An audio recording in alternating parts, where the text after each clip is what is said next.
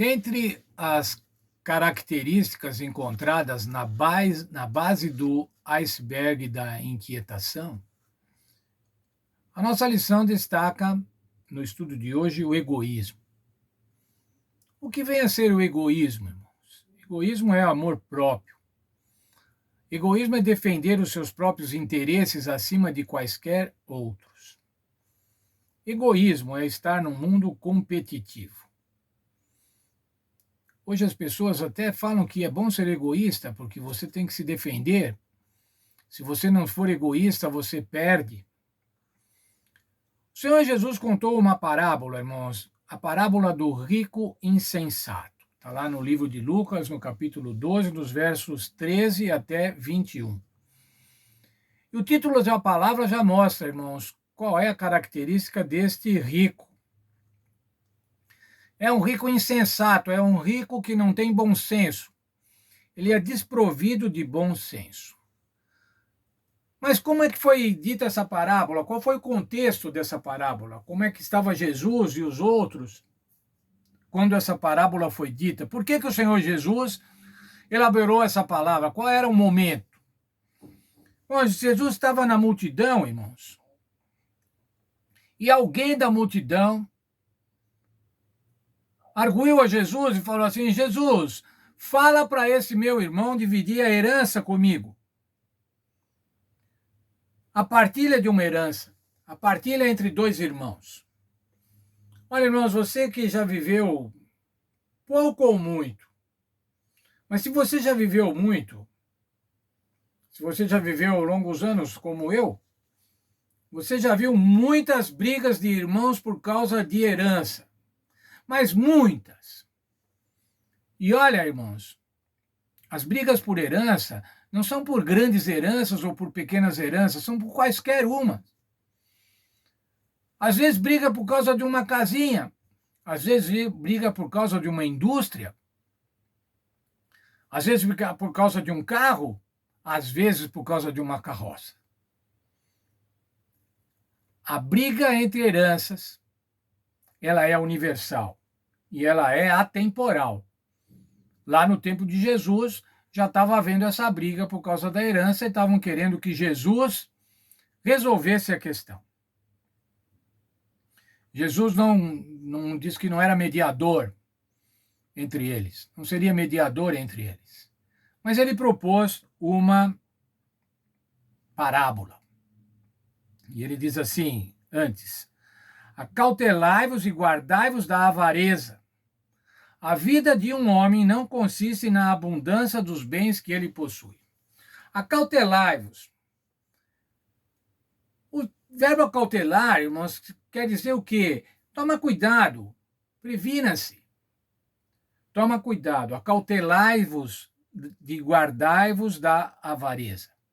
Se você não tomar cuidado, irmãos, você facilmente fica avarento. Por isso que o Senhor Jesus falou assim: tome cuidado, tome cautela. E o termo avareza, irmãos, que está lá no texto de Lucas 12, 15, diz assim: do todo tipo de avareza. Guardai-vos de todo o tipo de avareza. Em outras traduções diz da cobiça, da ganância. Então, irmãos, é fácil você se tornar avarento e tem muito tipo de avareza, de ganância. Mas vamos à parábola, irmãos. Como é que foi a parábola que o Senhor Jesus contou? Jesus contou a parábola de que havia um homem que tinha tido uma safra abundante. As suas terras tinham produzido muito bem. E ele então viu que aquela colheita não ia dar para guardar. Portanto, ele destruiu, demoliu os celeiros que tinha e construiu celeiros novos. Fez um grande depósito. E daí pensou assim: eu estou seguro por muitos anos. Se nós olharmos, irmãos, esses primeiros itens que eu falei, não estava errado aquele homem. Ele estava sendo previdente. Ele estava cuidando das suas coisas. Ele estava cuidando do seu futuro. Só que aí tem um problema, irmãos, nós não sabemos qual é o nosso futuro. Nós não sabemos quanto tempo vamos viver. E naquela parábola, irmãos, o que aconteceu naquela noite, a sua vida foi tomada. A vida tem fim, irmãos. Para quem vão ficar os depósitos? Uma vez eu ouvi alguém falando, irmãos, que caixão, esquife, não tem gaveta para você levar o dinheiro junto. O problema deste rico é que ele não tinha senso. Ele não tinha senso da finitude da vida. Ele não tinha senso de que a vida não é só recolher, só juntar, só guardar. E se você guardou, se você juntou, você está absolutamente tranquilo, você está resolvido. Não é assim. O que é ser rico para com Deus, irmãos? As pessoas querem ficar ricos, não é? As pessoas querem enriquecer, querem ter posses, querem ter bens. Pensam que o dinheiro vai resolver todos os problemas. O dinheiro realmente pode resolver muitos problemas, irmãos. Pode, mas ele não resolve todos os problemas. E ele não resolve o problema final, o problema crucial, que é a finitude da vida. Veja lá, irmãos, o que é ser rico para com Deus. Tiago, capítulo 1, verso 27, lá diz qual é a verdadeira religião. Como é que você se religa verdadeiramente com Deus? É visitar órfãos e viúvas e guardar-se incontaminado do mundo. Isso é ser rico para com Deus. Não são os bens materiais, não são as posses, não é o poder. Mas veja lá, irmãos, então o que a Bíblia apresenta como solução para o egoísmo? Qual é a vacina? Hoje a gente está falando muito em vacina nesses dias. E graças a Deus a vacina foi encontrada. Mas veja, irmãos, qual é a vacina contra o egoísmo? A vacina contra o egoísmo, irmãos, é você meditar no exemplo de Cristo. Há um texto na Bíblia que eu reputo como um dos mais lindos da Bíblia, se não o mais lindo, Filipenses 2, versos 5 a 8. Lá fala da disposição, da humildade, do desprendimento do Senhor Jesus, do desprendimento de Deus Filho, que, como diz lá no verso, não teve por usurpação ser igual a Deus, isso não se apegou firmemente em ser Deus, mas se tornou servo.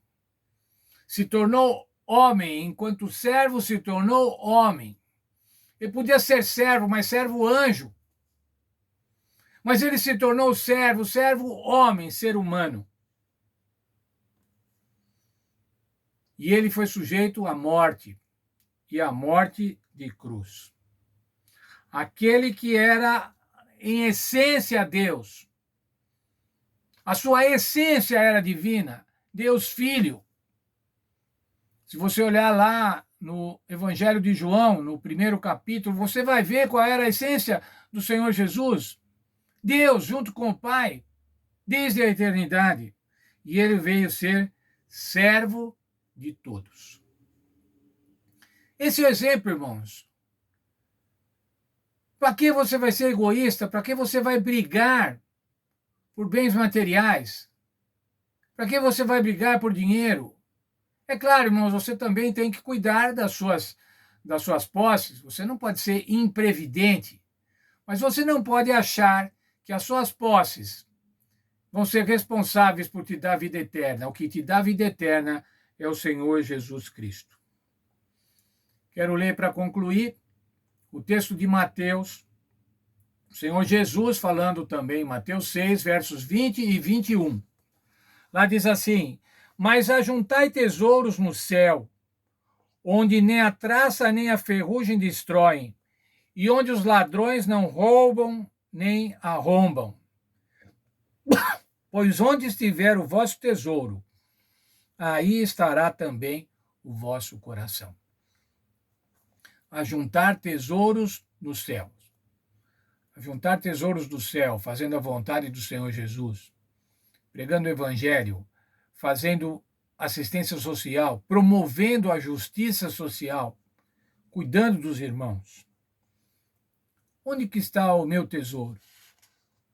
Onde está o tesouro de cada um de vocês? Jesus disse: ajuntai tesouros nos céus. Que Deus nos abençoe, irmãos, e que a gente esteja realmente ajuntando tesouros no céu, onde a traça não rói, nem onde a ferrugem destrói, mas um tesouro eterno, tesouro para a vida eterna.